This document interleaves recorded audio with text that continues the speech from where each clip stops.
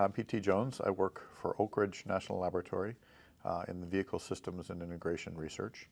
The Task45 is on electrified roadways, and the background that I bring is both research and industry. So I had the good fortune to work for a number of different OEMs, both in light duty and medium heavy or transit bus, both in electrification and also in traditional powertrains. But it allowed me to have a good background to compare the different benefits of each, looking forward to expanding in understanding of efficiencies and I'll say common areas of interest from different stakeholders. So Task45 is focused on different ways to charge electric vehicles while they're in motion. So we look at 4 different main technologies, and within each of those there's some variations depending upon what supplier or vendor might bring that particular technology to actual product market. Fortunately, we've had a really great task with regards to the member nations. Good support. It sits at 9 different members right now. The task itself is about midway, but we are asking for an extension based on the fact that a traditional task with the IEA, HEV TCP, has been more about information gathering. And we've gotten ourselves to a point where we've noticed or recognized some areas where the data either doesn't exist or it needs to be expressed in a more clear format. And that format is something that we've identified as a possible product from the group that supports this task and their network of experts, such that we feel we can better inform the stakeholders, as I mentioned before, to ask the right questions. So though we'd normally be about probably 9 months from the end of the task, we're looking to extend the task to include new research from field deployments that are starting to ramp up now.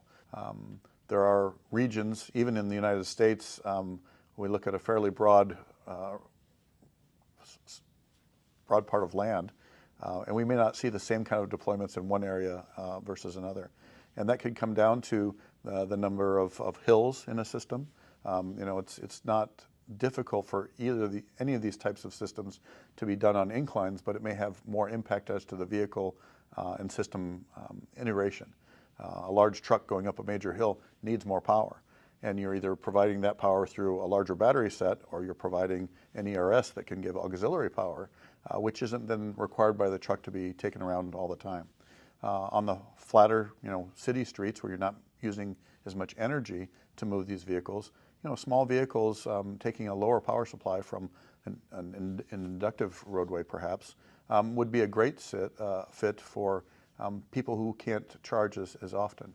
I think that the weather has another impact, and we've seen some of these deployments in specific cases. In particular, the mining industry is a great application because the mining companies own the trucks, they own the infrastructure, and they bring the power to the infrastructure. So they have the full ecosystem of operations. And we've seen excellent results, even in cold weather, which is not traditionally a strong point for electric vehicles.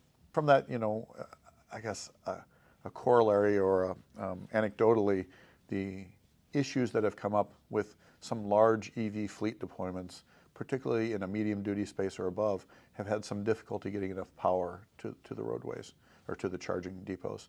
In addition, they've had some process problems with moving the vehicles around.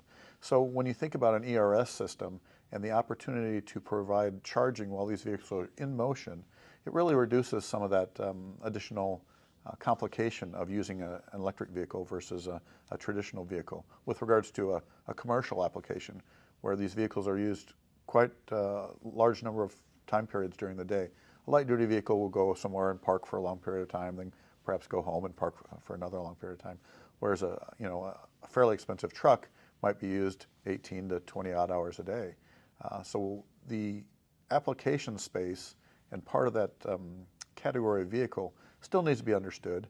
And moving forward, I think in the future, we may see some deployments that are particular to one category of vehicle versus trying to encompass all the vehicles at the same time. This also allows for some of the technologies to mature and become more applicable to different spaces. So a city car might not need a large battery pack, and if you have an electrified roadway underneath the city streets, those people that live in places where they may not have the ability to charge frequently can then charge on their way to their destination. So that provides a new opportunity for them.